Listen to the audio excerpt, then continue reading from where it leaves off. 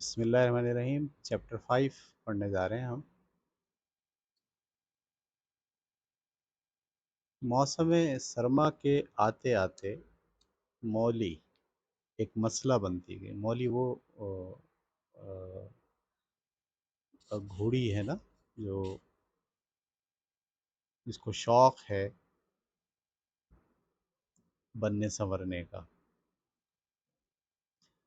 تو موسم سرما کے آتے آتے مولی ایک مسئلہ بنتی گئی۔ وہ ہر صبح اپنے کام پر دیر سے پہنچتی۔ اس کا کہنا تھا کہ وقت پر آنکھ نہیں کھل سکی۔ اس کے علاوہ وہ طرح طرح کے پراسرار درد کا بہانہ بھی بناتی تھی، حالانکہ وہ دیکھنے میں تندرست اور اس کی خوراک بھی ٹھیک ٹھاک تھی۔ وہ مختلف بہانوں سے کام چھوڑ کر پانی پینے کے جوہر تک جا کر وہاں کھڑی بے وقوفوں کی طرح پانی میں اپنی شبیہ دیکھتی رہتی، لیکن اس کے متعلق کچھ مزید سنجیدہ افواہیں بھی گردش کر رہی تھیں۔ ایک دن جب مولی خوش و خرم اٹھلاتی مٹھلاتی دم ہلاتی گھاس کھاتی احاطے میں داخل ہوئی تو کلوور اسے ایک طرف لے گئی۔ یہ کلوور جو بوڑھی گھوڑا ہے وہ۔ مولی، اس نے کہا، مجھے تم سے چند انتہائی سنجیدہ باتیں کرنی ہیں۔ آج صبح میں نے تمہیں اس باڑ کے قریب دیکھا تھا جو اینیمل فارم کو فاکس ووڈ سے جدا کرتی ہے۔ پلکنگٹن کا ایک آدمی باڑے کی دوسری جانب کھڑا ہوا تھا اور میں کافی دور تھی، لیکن مجھے یقین ہے کہ میں نے صحیح دیکھا تھا۔ وہ تم سے گفتگو کر رہا تھا اور تم نے اسے اجازت دے رکھی تھی کہ وہ تمہاری ناک کو تھپ تھپائے۔ اس کا کیا مطلب ہے مولی؟ نہیں، وہ نہیں، یہ صحیح نہیں ہے، مولی نے گھبرائے ہوئے انداز میں چیخ کر کہا، اور اچھلتے کودتے اور کلول کرتے ہوئے اگلے پیر کے کھر کو زمین پر مارنے لگی۔ مولی، مجھ سے آنکھ ملا کر بات کرو۔ کیا تم قسم کھا کر کہہ سکتی ہو کہ وہ شخص تمہاری ناک نہیں تھپ تھپا رہا تھا؟ یہ صحیح نہیں ہے، مولی نے اپنی بات دہرائی، لیکن کلوور سے آنکھ نہ ملا سکی، اور دوسرے ہی لمحے وہ کھیت کی طرف چمپت ہو گئی۔ چمپت کا مطلب بھاگ کے چلی گئی۔ کلوور نے ایک ترکیب سوچی، بلا کسی کو کچھ بتائے وہ مولی کے تھان پر پہنچی اور کھر سے گھاس کو کریدا۔ وہاں گڑ کا ایک ڈلا، مختلف رنگ کے ربن کی گڈیاں چھپی ہوئی تھیں۔ 3 دنوں بعد مولی غائب ہو گئی۔ چند ہفتوں تک اس کا کوئی اتا پتہ نہ چلا، پھر کبوتروں نے اطلاع دی کہ وہ ولنگٹن کے دوسری جانب دیکھی گئی ہے۔ وہ ایک کتا گاڑی کے ڈنڈوں کے درمیان، جو سرخ اور سیاہ رنگ کے پینٹ سے رنگے ہوئے تھے، کھڑی تھی، اور وہ گاڑی ایک رہائشی مکان کے سامنے کھڑی تھی۔ ایک سرخ چہرے والا موٹا شخص جو سرائے والا دکھائی دیتا تھا، وہ اس کی ناک کو سہلاتے ہوئے گڑ کا ڈلا کھلا رہا تھا۔ اس کی پیشانی پر ایک سرخ ربن بندھا ہوا تھا۔ ایسا لگ رہا تھا جیسے وہ لطف اندوز ہو رہی تھی۔ یہ باتیں کبوتر نے بتائی تھیں۔ اس کے بعد کسی جانور نے کبھی مولی کا ذکر نہیں کیا۔ جنوری میں موسم سخت خراب تھا۔ ایسے لگتا تھا جیسے زمین لوہے کی ہو گئی ہے، اور کھیتوں میں کسی کام کا کرنا محال تھا۔ کھلیان میں کئی میٹنگ ہو چکی تھیں۔ سور آنے والے موسم میں کام کا منصوبہ بندی میں مشغول ہو گئے تھے۔ یہ بات تسلیم شدہ تھی کہ سور دوسرے جانوروں کے مقابلے میں واضح طور پر عقل مند اور چالاک تھے۔ انہیں فارم کی پالیسی سے پیدا ہونے والے سوالات اور دیگر مسائل کو حل کرنے کی صحیح کرنی تھی۔ صحیح کا مطلب کوشش کرنی تھی۔ گو ان کے فیصلوں کو سارے جانور سادہ اکثریت سے منظوری دیتے تھے۔ یہ طریقہ کار یقیناً چلتا رہتا اگر اسنو بال اور نپولین کے درمیان سیاسی رسہ کشی کی کیفیت نہ پیدا ہوتی۔ ٹھیک ہے، یعنی ہر معاملے کو سور وہاں آتے ہیں اور آ کے اس کو قرارداد کی شکل میں منظور کراتے ہیں، سارے جانور اس کو منظور کر لیتے ہیں اور وہی پالیسی بن جاتی ہے۔ لیکن اس ساری بحث کے دوران دو لوگوں میں ہمیشہ رسہ کشی ہوتی ہے، ایک نپولین میں اور ایک اسنو بال میں۔ یہ دونوں حل ہونے والے معاملات کو بھی آپس کے اختلافات کے باعث لا ینحل بنا دیا گیا۔ لا ینحل کا مطلب نا حل ہونے والے بنا دیا گیا۔ اگر ایک کہتا کہ بڑے حصہ زمین پر جو بونا چاہیے، تو یقینی امر تھا کہ دوسرا کسی اور چیز کو بونے کی تجویز دیتا تھا۔ اگر ان میں سے کوئی کہتا کہ فلاں فلاں کھیت بند گوبھی کے لیے موزوں ہے، تو دوسرا کہتا کہ نہیں، اس میں وہ سبزیاں بونی چاہیے جو زمین کے اندر پیدا ہوتی ہیں۔ دونوں کے حامی بھی الگ الگ تھے جو جارحانہ بحث کیا کرتے تھے۔ اکثر جلسوں میں اسنو بال اپنی پر اثر تقاریر کے باعث فتح مند ہو جایا کرتا تھا، لیکن نپولین بھی بیشتر اوقات کنونسنگ کے ذریعے اپنے حامیوں کی کثیر تعداد پیدا کر کے کامرانی کے تخت پر جلوہ افروز ہو جاتا تھا۔ یعنی ان دونوں میں رسہ کشی چل رہی ہے، دونوں لیڈر ہیں، دونوں جو ہے وہ ایک ہی کمیونٹی سے تعلق رکھتے ہیں، ٹھیک ہے، لیکن دونوں اب ان کے درمیان ایک مقابلے کی فضا بنتی چلی جا رہی ہے۔ اس کی کامیابی کا دار و مدار خاص طور سے بھیڑوں پر تھا۔ کافی دنوں سے بھیڑوں کی نغمہ سرائی، چار پیر اچھے دو پیر برے، وقت بے وقت جاری رہا کرتی تھی، جس کے باعث اجلاس میں تعطل پیدا ہوتا رہتا تھا۔ یہ بات بھی محسوس کی گئی تھی کہ اس گیت کی لے اس وقت شدید ہو جایا کرتی تھی جب اسنو بال کی تقریر کسی اہم مسئلے کو چھو رہی ہوتی تھی۔ اسنو بال کو فارم ہاؤس سے ایک magazine, farmer and stock breeder, کی چند پرانی کاپیاں ملی تھیں، جس کا اس نے بغور مطالعہ کیا تھا اور ترقی کی نئی راہیں دریافت کرنے کا پختہ ارادہ کیا تھا۔ اس نے انتہائی قابلیت سے زمین کی زرخیزی کے متعلق گفتگو کی تھی اور پرمغز اسکیم بنائی تھی کہ تمام جانور براہ راست کھیتوں میں گوبر خارج کریں، کھیت کے مختلف حصوں بھی، کبھی یہاں کبھی وہاں، جس کے باعث اس کی کھاد کی ضروریات پوری ہوں گی اور اس سلسلے کی محنت بھی بچے گی۔ نپولین نے اپنی کوئی اسکیم نہیں پیش کی، لیکن آہستگی سے یہ ضرور کہا کہ اسنو بال کی اسکیم فضول ہے اور لگتا ہے کہ اس کا وقت پورا ہو چکا ہے۔ بہرحال ان کے اختلافات کے باوجود ہوائی مل کے مسئلے پر کوئی زیادہ بہت زیادہ تلخ نہیں ہوا۔ ہوائی مل کا مطلب ونڈ مل، جو ہوا سے پنچکی چلتی ہے، جس سے پھر ہم پیسنے کا کام بھی لے سکتے ہیں، بجلی بھی بنا سکتے ہیں۔ تو اکثر جو ہے وہ اس طرح کے فارم ہاؤسز میں ایک ہوا سے چلنے والی پنچکی بنائی جاتی ہے، اور اس سے پھر آٹا پیسنے کا کام، جو پیسنے کا کام اور دیگر چیزیں بھی لی جا سکتی ہیں، بجلی بنانے کا کام بھی لیا جاتا ہے۔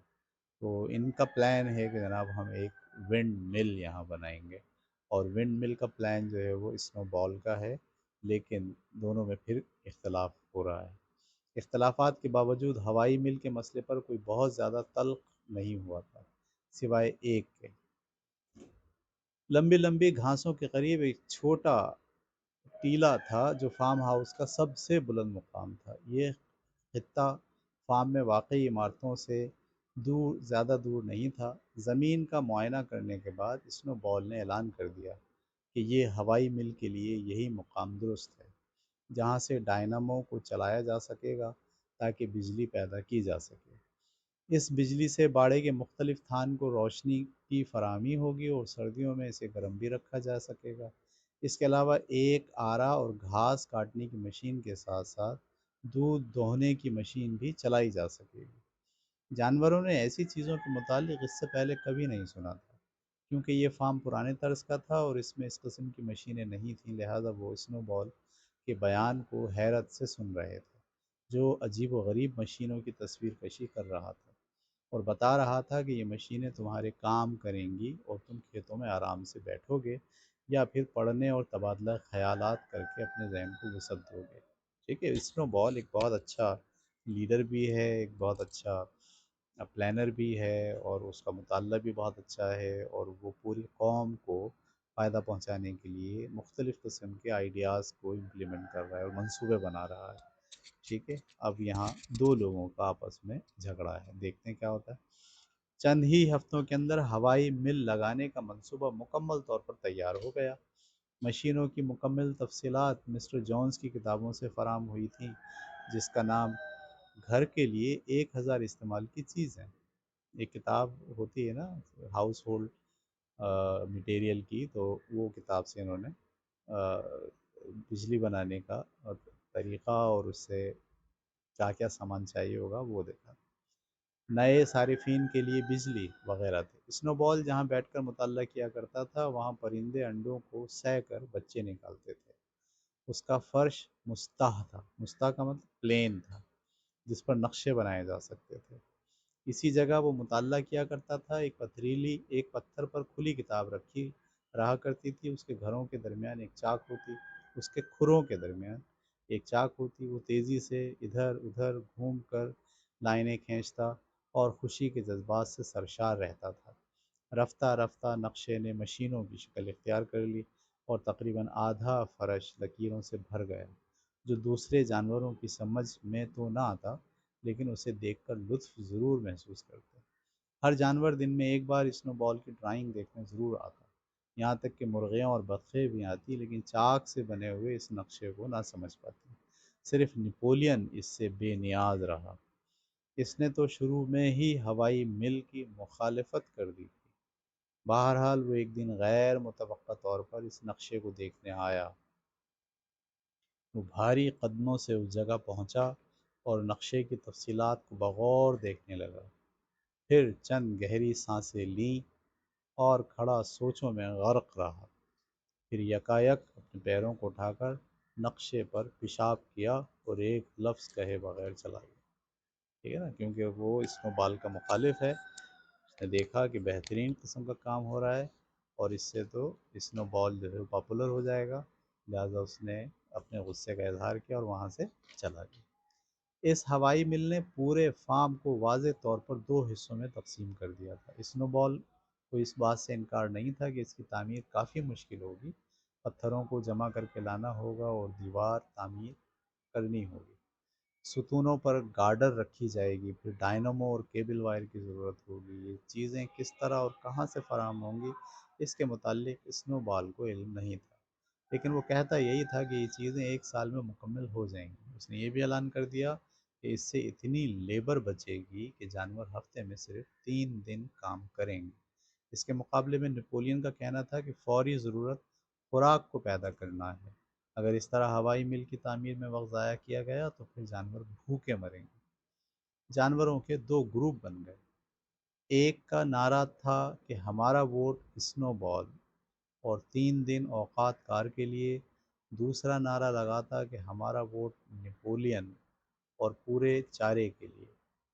بینجامن وہ واحد جانور تھا جس نے اپنا وزن کسی بھی پلڑے میں نہیں ڈالا۔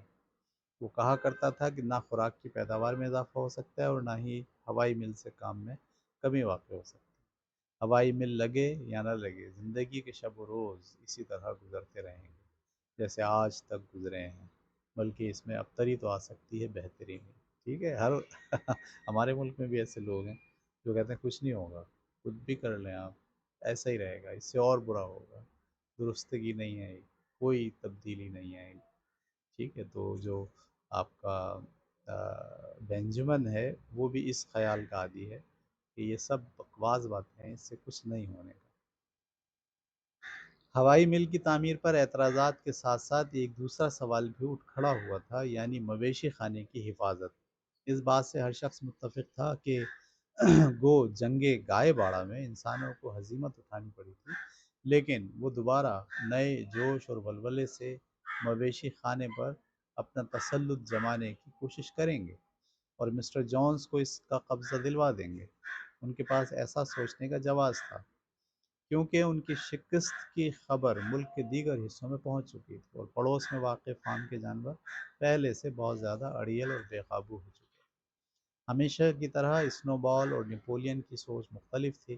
نپولین کے مطابق جانوروں کو چاہیے کہ پستول، ٹی وغیرہ حاصل کریں اور اس کو چلانے کی مشق کریں، یعنی نپولین فوجی انداز سے سوچ رہا ہے۔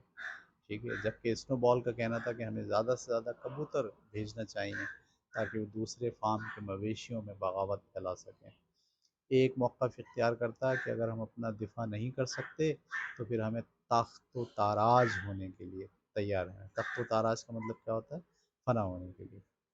دوسرے کی دلیل یہ ہوتی کہ اگر چار طرف انقلاب آ جائے تو پھر ہمیں اپنے دفاع کی ضرورت ہی نہیں پڑے گی۔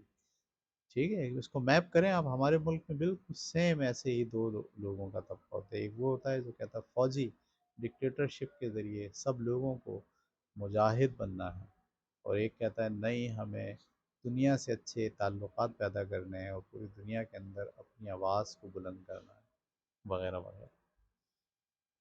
جانوروں نے پہلے نیپولین کی باتیں سنی اور اس کے بعد اسنو بال کی، لیکن یہ فیصلہ نہ کر پائے کہ ان میں سے کس کی باتیں صحیح ہیں۔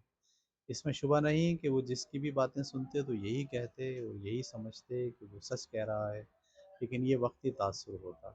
بالآخر وہ وقت آ گیا جب اسنو بال کا منصوبہ کامیابی سے ہمکنار ہوا۔ اگلے اتوار کے دن ہونے والے اجلاس میں ووٹنگ کے لیے یہ سوال اٹھایا گیا کہ ہوائی مل کا کام شروع ہونا چاہیے یا نہیں۔ یعنی اب منصوبہ تکمیل ہو گیا ہے اور اب اپروول کے لیے سارے جانوروں کے سامنے پیش کیا جا رہا ہے کہ تعمیر ہونا چاہیے یا تعمیر نہیں ہونا چاہیے۔ جب جانور کھلیان میں آ کر بیٹھے تو اسنو بال کھڑا ہوا اور ہوائی مل کی تعمیر کے تمام روشن پہلو کی وکالت کرنے لگا۔ اس دوران وقفے وقفے سے بھیڑوں نے نعرے لگا کر خلل ڈالا، اور اس کے بعد نیپولین جواب دینے کے لیے کھڑا ہوا اور ہوائی مل کی مخالفت میں کہا کہ یہ دیوانگی ہے، اس لیے کسی کو بھی اس کی موافقت میں ووٹ نہیں دینا چاہیے۔ وہ یہ کہہ کر بیٹھ گیا۔ اس نے صرف 30 سیکنڈ تقریر کی۔ اس کے تاثرات سے لگتا تھا کہ وہ اسے لا تعلق رہنا چاہتا ہے۔ اس مرحلے پر اسنو بال کھڑا ہوا اور بھیڑوں کو ڈانٹا جو پھر نعرے بازی کرنے لگی تھی۔ اس کے بعد ہوائی مل کے حق میں ایک پراثر اپیل کی۔ اس وقت تک جانوروں کی ہمدردیاں برابر برابر منقسم ہو چکی تھیں، لیکن اسنو بال کے لوگ انہیں دور لے کر چلے گئے اور ان کے سامنے جانوروں کا خوبصورت نقشہ کھینچا۔ جب ان کے کندھوں سے کام کا بوجھ اتر جائے گا، اس نے کہا تھا نا 3 دن کام کرنا پڑے گا صرف، اب وہ تصوراتی نگاہوں سے گھاس کاٹنے کی مشین کے علاوہ بھی دیکھ رہے تھے۔ اس نے کہا بجلی تو اس مشین کو بھی چلائے گی جو اجناس کے چھلکوں کو صاف کرتی ہے، ہل چلائے گی، مٹی برابر کر کے اسے ہموار کرے گی، فصل کاٹے گی، اس کے علاوہ ہر تھان ہر جگہ کو منور کرے گی، پانی کو گرم ٹھنڈا کرے گی، اس سے الیکٹرک ہیٹر چلایا جائے گا۔ اس نے اپنی بات مکمل کی تو اندازہ ہو گیا کہ ووٹ کس طرف جائے گا، لیکن اس موقع پر نیپولین اٹھ کھڑا ہوا اور مخصوص انداز میں اسنو بال پر نگاہیں ڈالیں، پھر اٹک اٹک کر اس کی مخالفت کرنے لگا۔ وہ جس طرح گفتگو کر رہا تھا اس سے پہلے کسی نے نہیں دیکھا تھا۔ ٹھیک ہے، اس نے مخالفت کی، اس نے بولا نہیں، یہ مل نہیں بنے گی۔ اسی وقت باہر سے خوفناک آوازیں آنے لگیں اور 9 عدد کتے جن کے گلے میں پیتل کی پٹیاں پڑی ہوئی تھیں بھونکتے ہوئے کھلیان میں آ گئے۔ انہوں نے آتے ہی اسنو بال پر حملہ کر دیا۔ شومی قسمت شومی قسمت سے وہ بروقت اپنی جگہ سے اچھلا اور کتوں کے خوفناک جبڑوں سے خود کو محفوظ رکھتے ہوئے بھاگ کھڑا ہوا۔ دوسرے ہی لمحے وہ گیٹ سے باہر تھا اور کتے اس کے پیچھے بھاگ رہے تھے۔ انتہائی حیرت اور خوف سے تمام جانور کچھ بولنے سے قاصر رہے اور پھر سب کے سب دروازے پر آ کر اس دوڑ کو دیکھنے لگے۔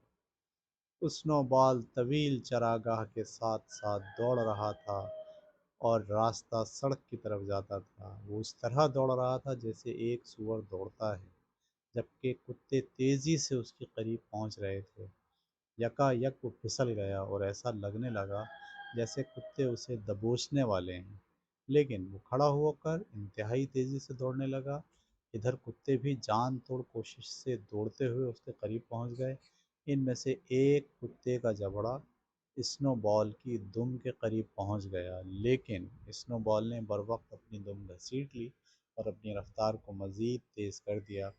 اب اس میں اور کتے میں چند انچ کا فاصلہ رہ گیا تھا، لیکن وہ ایک سوراخ میں کود گیا جو باڑے میں بنا ہوا تھا۔ پھر اس کے بعد اسے کسی نے نہیں دیکھا۔ یہاں تک ہم رکھتے ہیں۔ میں اس پہ تھوڑا سا تبصرہ کر دوں۔ آپ نے دیکھا کہ وہ جو 9 بچے کتے کے پلے ہوئے تھے پیدا، اس کو نیپولین اٹھا کے لے گیا تھا اور اس نے کہا تھا میں ان کی اپنی ٹریننگ کروں گا، اور اس کو اس نے دودھ پلایا، سیب کھلائے اور خوب موٹا تگڑا کیا، اور ان کو اپنا سمجھ لیجیے ان کو کنٹرول ان پر حاصل کیا۔ اور اس سب کے بعد آج جب کسی بڑے فیصلے کی طرف یہ پورا فارم بڑھ رہا تھا، تو نیپولین نے اپنا قبضے کا اظہار کر دیا اور وہ لے آیا ان 9 کتوں کو جنہوں نے مخالف کے پیچھے دوڑ لگائی، اسے مارنا چاہا۔ اسنو بال مرا تو نہیں ہے، وہ بھاگ گیا ہے، لیکن سارے جانور خوف زدہ ہو گئے ہیں۔ ٹھیک ہے، یہ اس کہانی کا ایک اور ٹرننگ پوائنٹ ہے۔ ٹھیک ہے، جیسے ہمارے ہاں حکومت چل رہی تھی، اچھی خاصی آزادی ہو گئی تھی، ہم پلاننگ کر رہے تھے ہم کیسے کام کریں گے کیسے نہیں کریں گے، بس پھر کوئی ایک اور نیپولین آیا اور اس نے خوف کا ایلیمنٹ پیدا کیا، مارشل لا لگایا، سب کو اپنے اپنے گھروں میں بھیجا، بولا آج سے میری حکومت چلے گی، جو میں کہوں گا وہ ہوگا۔ یہ ہمارے ہاں جس طرح سے اس کہانی میں ہو رہا ہے، سیم اگر آپ اس کو اپنے ملک کے اوپر میپ کر کے دیکھیں تو ہمارے پاس بھی ایسا ہی ہوا۔ ہم نے آزادی حاصل کی، انگریز کو یہاں سے بھگایا، پھر ہم نے یہ سوچا کہ یہ ہمارا ملک ہوگا اور ہم کیسے اس میں کام کر سکتے ہیں، ہم کسی بھی انگریزی اصول کو فالو نہیں کریں گے بلکہ ہمارے اپنے ذاتی اصول، اسلامی اصول، اس کو ہم امپلیمنٹ کریں گے۔ پھر ہم نے محنت شروع کی سب نے کہ ہم کس طرح اس ملک کو ترقی دے سکتے ہیں، بڑے بڑے پلان بنائے گئے، ڈیمز بنے، بے شمار کام ہونا شروع ہو گئے، لیکن کچھ لوگ تھے جو یہ چاہتے تھے کہ اس ملک پر ان کا قبضہ ہو جائے، اور ایسا کرنے کے لیے انہوں نے بھی نیپولین ہی کی طرح طاقت کا استعمال کیا، خوف پھیلایا، پہلے لوگوں کو ڈرایا، مارشل لا لگا کر ان کو گرفتار کیا، بہت سے لوگوں کو مارا، اور اس کے بعد اس ملک کی پالیسیز پر اس ملک کو چلانے کے لیے ان کا قبضہ ہوتا چلا گیا۔ یہ کہانی 1945 میں کسی اور سیاسی تناظر میں لکھی گئی تھی، لیکن ہمارے ملک کے اوپر یہ کہانی آج بھی 100% درست اترتی ہے۔ اس کے بعد کہانی میں کیا ہوتا ہے، وہ کیسے، اب سوال یہ ہے کہ وہ جواز کیا پیش کرے گا۔ امپورٹنٹ بات یہ ہے کہ آزادی کے متوالوں نے انسان کو بھگا تو دیا اور وہ کام کرنا شروع ہو گئے تھے، ایسے میں انہی میں سے ایک آدمی خوف کے ایلیمنٹ کو طاری کر کے جبراً اس پورے سسٹم پر قبضہ کرتا ہے، تو وہ کیا سارے لوگ کیسے مانتے ہیں اور یہ کیسے اس قبضے کا جواز پیش کرتا ہے، ایک ایک لائن، ایک ایک جملہ اگلا آپ جب میپ کریں گے تو آپ کو اپنے ملک کے اندر جو کچھ بیانیے گھڑے گئے، جو کچھ چیزیں ہمیں بتائی گئیں، جس طرح سے ہمیں سمجھایا گیا، جھوٹ ہمیں پڑھایا گیا، ہماری کلاس روم کی کتابوں تک جھوٹ کو ڈالا گیا، بالکل بالکل وہی پورا سینیریو آپ کو اس کہانی میں اگلے کچھ پارٹس میں سننے کو ملے گا۔ تو ہم کل تک کے لیے اجازت چاہتے ہیں۔ اللہ حافظ، کل انشاءاللہ اس کہانی کو یہیں سے دوبارہ سے شروع کریں گے۔ اللہ حافظ۔